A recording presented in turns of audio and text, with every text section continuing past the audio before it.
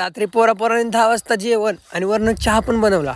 रानात काय काय नसली की असली उत्तपात्या चाळी तर आमची चालू असते ती. साडीनं मासे धराय 2 जण आमचे वाघ खाली उतरलेले.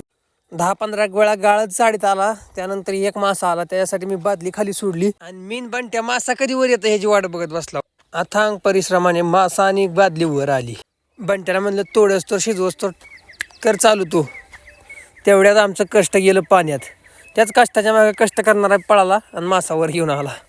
मोठा पीस कुणाला याच्यावरून बांधून झाली मासा शेवट तळ्यातच पडला नाही, थोडा मोठा होण्यासाठी डबल पाण्यात ठेवलाय. आता मासा गेला म्हणून काय होतंय त्याला. रात्री लाईटचं जुगाड लावून पातेली चुलीवर मांडली. 10 वाजताच रानात चुली पेटवल्यामुळे माणसं येऊन जेवण झाल्यावर चहाचं नियोजन लागलं असं वाटलं नव्हतं. मला नव्हतं माहिती सगळं सामग्री घेऊन आली ती. ए थांब आधी हा डबा भर. वातावरण थंड आणि त्यातल्या त्यात चुलीवरचा चहा.